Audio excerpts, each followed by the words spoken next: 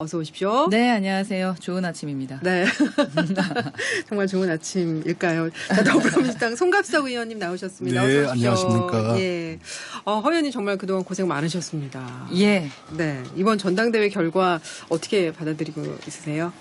우선은 뭐 어찌됐든 당원들의 결정이시기 때문에 그 결과를 받아들이고 오롯이 저의 부족함 때문이라고 저는 생각을 하고요. 제가 좀 이렇게 한 발짝을 더 나갔어야 되는데 그걸 못한 부분에 대해서 죄송하다라는 생각입니다. 이게 네네. 저를 지지해 주셨던 어떤 개혁보수 당원들이 진 것은 아니라 저의 부족함 때문이다라고 생각하고요.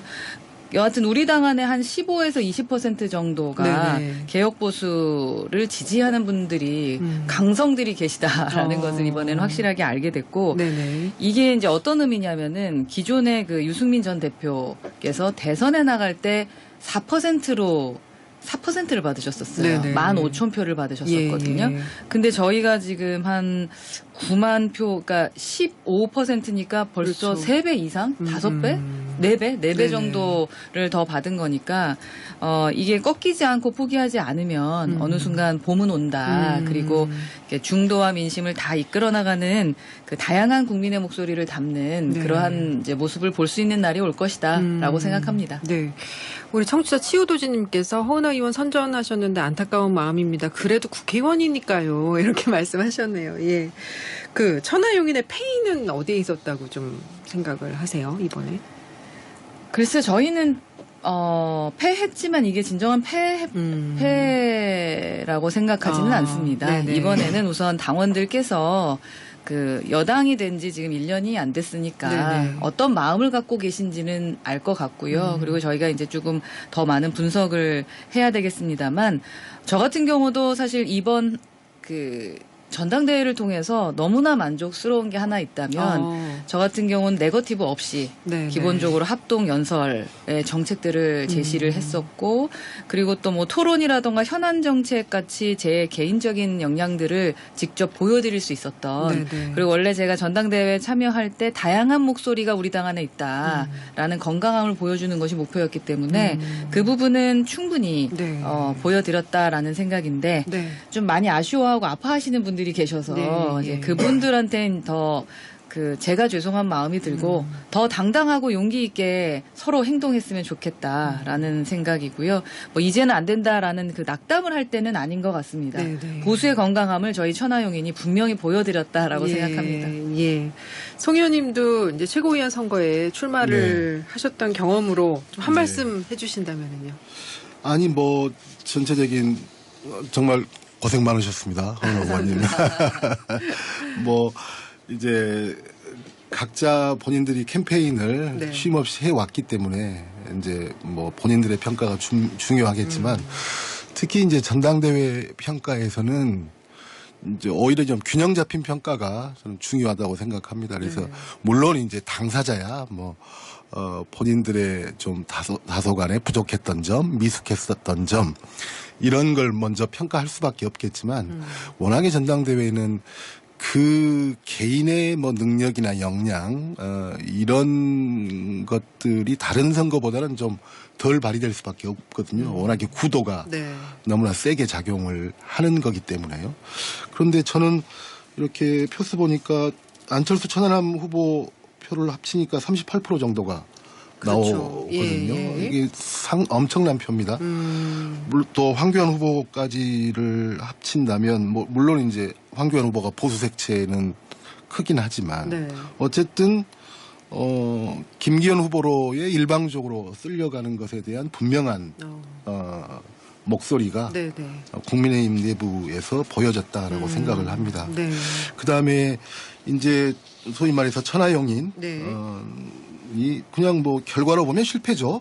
그냥 결과만 놓고 보면 실패지만 지금 그 국민의힘이 지금까지 당내 선거를 치러오는 과정에서 이런 신선함 또 이런 돌풍 이런 것들은 전에 없었던 문제였거든요. 저기 이준석 그 후보가 대표로 되는 것하고는 또 다른 의미다. 네. 라고 저는 생각을 하거든요. 그래서 이것은 결국은 뭐 어쨌든 저희 당 입장에서는 보수 정당이지만 그 보수 정당 내부에서 사실은 이 정치적인 어떤 활력 이런 것들은 그냥 길게 봐서도 항상 저희 당이 주도해 왔었던 거거든요. 네.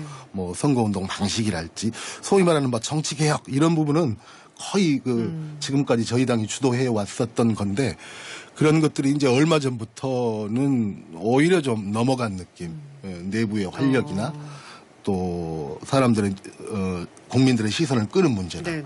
그다음에 그 높은 투표율이나 이런 걸 봤을 때는 결국 그것은 천하용인이라고 불렸던 사람들의 어떤 신선하고 과감한 도전 이런 것들이 불러온 변화가 아니었는가라고 생각을 합니다. 그래서 근데 결국 이것이 물론 당은 서로 나뉘어져 있고 우리나라 정당 시스템이 사실상 양당제 시스템이긴 하지만 사실은 뭐 양당 간의 대결 국면이 너무 이렇게 세잖아요. 네네. 그리고 또 그것이 고스란히 당내로 투영이 돼서 각 당내가 같은 당 사람들 맞나? 뭐 이럴 정도로 각 당이 또 이렇게 돼 있는 상황이거든요. 그래서 그것은 이 당 저당 할 것 없이 물론 저희한테는 누가 됐을 때는 더 타격이고 누가 됐을 때는 그래도 좀 안 도고 다 상대방이 있는 거니까 네네. 그런 건 있지 않습니까? 예. 근데 그것하고는 또 다르게 이것은 전체적인 정당 문화가 발전하고 혁신해가는 과정이기 때문에 양당 모두가 굉장히 네. 그런 신선한 시도나 활력이나 이런 것은 좀 굉장히 주목해봐야 될 문제가 아닌가 예. 생각합니다. 알겠습니다. 자, 새 지도부가 이제 국민들로부터 능력을 좀 인정받아야 될 것 같은데요. 앞으로 어떤 과제들이 있을까요? 그러니까 저희가 강조하는 자유일 텐데 그게 이제 다양성이겠죠. 예. 그리고 또 민심의 포용이 가장 중요하다라는 생각입니다. 네. 그래서 우리 스스로 좀 자유롭지 못하고 민심에 기민하지 못하면은 국민의 삶을 담아내지 못하게 되겠죠. 그래서 이제는 더 이상 국민을 좀 네 편 내 편 가르는 일도 좀 아닌 것 같고 네. 국민 마음을 아프게 하지 않게 하기 위해서 우리가 해야 될 일이 뭘까 그 부분에만 좀 집중했으면 좋겠다라는 생각입니다. 송 의원님은 야당과의 관계, 대통령실과의 관계, 지금 새 당대표가 어떻게 가져가야 된다고 보세요? 별다른 기대는 없습니다. 별다른 기대는 야당과 없고. 협치 여전히 어려울 것이다. 예, 저는 뭐 더 어려울 거다라고 생각을 하고 그 다음에 여당과의 협치는 또 뭐 당 대표가 중요하죠. 사실 대통령이 중요하고 당 대표가 중요하고 그 다음에 여건 야건 간에 이제 뭐 한 달쯤 후에는 최소한 원내대표 선거를 그렇죠. 또 맞이하고 있고 네네. 그러는데 지금 이제 그 대통령실과 코드를 맞출 수 있는 어떤 새로운 지도부가 쫙 들어섰잖아요. 네. 어떤 틈도 없이. 그리고 이것은 당분간 지속이 될 거고요. 원내대표 선거에도 영향을 미칠 거고 또 뭐 임명직이라고 할 수 있는 뭐 정책위 의장이랄지 뭐 사무총장이랄지 이런 임명에까지 연관이 될 건데 네네. 저는 진정한 위기가 시작됐다라고 생각을 합니다. 왜냐하면 구성원이 다양하지 않는데 다양한 의견이 모아진다는 게 정말 그것은 쉬운 일이 아니거든요. 그렇죠. 예. 그러면 그 사람의 그 몇몇의 사람들이 정말 초인과 같은 노력을 해서 지금까지 본인이 해왔던 스탠스나 뭐 사고방식이나 이런 것에서 벗어나야 된다라고 하는 네네. 건데 그것은 결코 쉬운 일이 아닙니다. 그래서 대통령실이 승리한 거죠. 근데 그 승리의 순간부터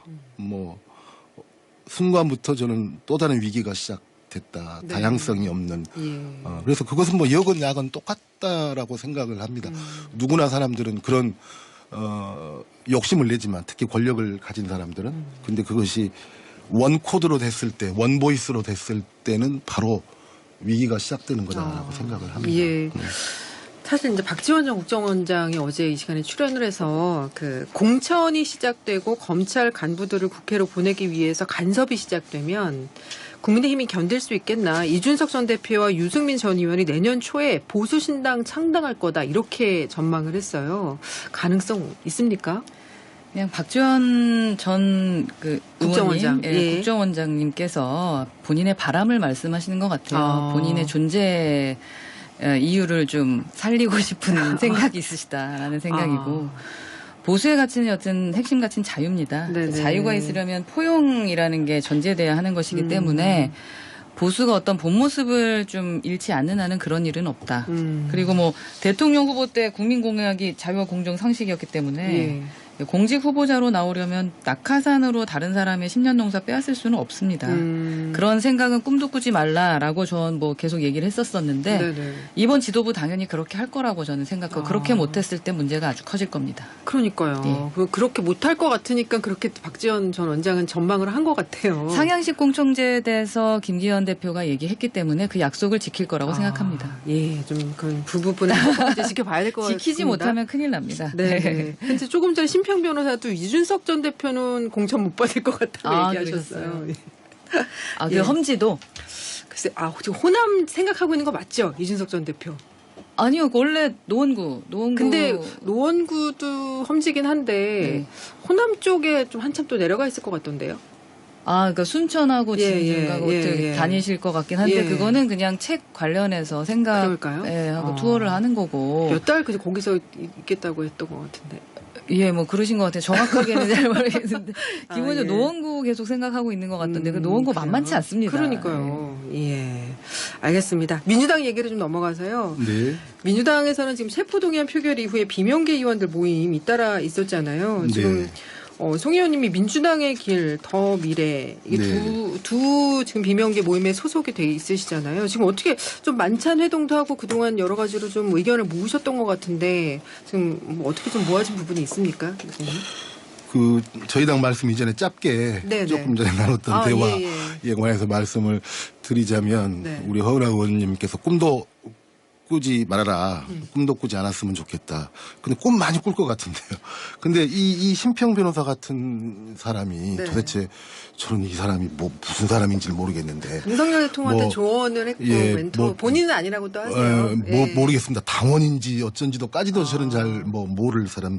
이런 사람들이 전당대회 끝나자마자 하는 말이 이준석이 어쩐다. 이건 정말 이게 도대체 말 같지도 않는 이런 말을.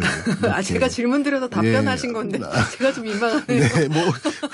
네, 저는 정말 하여튼 이런 것들이 그 징조다라고 생각을 하고 그런다면 정말 힘들어질 거다라고 생각을 합니다. 그렇게 공천을 그런 식으로 해서는 안 될 아니 거다. 그리고 험지로 가려면 다른 사람들이 가야죠. 저쪽 영남 쪽에 하고 있는 이 정부를 위해서 온갖 충성을 다할 것 같은 이 국가와 민족을 위해서 온갖 일을 다할 것 같은 그런 사람들이 자칫 해야 되는 호남에서 거지. 경쟁이 붙을 수도 아니요 전혀 그것은 아니고요. 그런 건 아니시고. 저는 호남은 천하람 후보가 원래 순천이 이제 당선됐던 누군가요? 그 전에 이정현 의원이 당선됐던 지역이고요.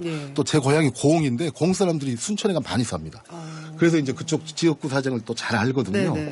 저는 천하람 후보 상당히 돌풍 일으킬 겁니다. 호남에서요? 호남에서 총선 때 저는 돌풍 상당히 일으킬 거라고 보고 그 순천이 예전에 민노당 후보도 당선시켰던 데입니다. 그렇기 때문에 근데 이제 이준석 전 대표가 출마하고 상관없이 그쪽 호남 쪽에 여러 가지 신경을 쓰고 이러면 그런 시너지 효과도 나긴 날 거고요. 근데 이제 강북에 당연히 도전을 할 수밖에 없겠죠. 근데 그럴 정도의 어떤 유연성마저도 발휘할 수 없는 어쩌면 발휘될 수 없는 이런 상황도 될 수 있다라고 하는 것이 참 이렇게 안타까운 이렇게 예측일 수도 있는데요. 그러니까 저는 분당 이런 것은 먼 이야기고요. 그냥 공천만 놓고 보면 쉽게 그렇게 안철수 의원까지도 그렇게 쉽게 공천 주고 이러지는 않을 거다. 저는 이렇게 제가 생각합니다. 정치 시작한 지 한 3년 돼서 그런지 몰라도 어떻게 모든 말이 다 기승전 공천인지 그 당선되고 나서 그 바로 다음 날도 공천 얘기를 하면서 공천을 주네 안 주네 얘기하는 것은 문제가 있다. 그래서 제가 앞으로 지도부는 제발 국민의 눈높이에서 국민의 다양성을 담아야 되고 국민이 지금 뭐로 힘들어하시는지를 봐라 라는 말씀을 드렸는데 그런 생각해야 될 때 아닌가요, 지금? 뭐, 그죠?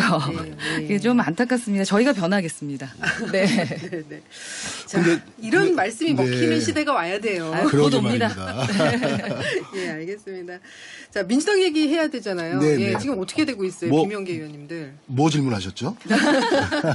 상대당 얘기에 너무 신경 쓰시는 거 아니에요? 저희가 그만큼 흥행을 한 겁니다. 네, 네. 아, 역시. 국민의힘이 흥행을 했습니다. 예,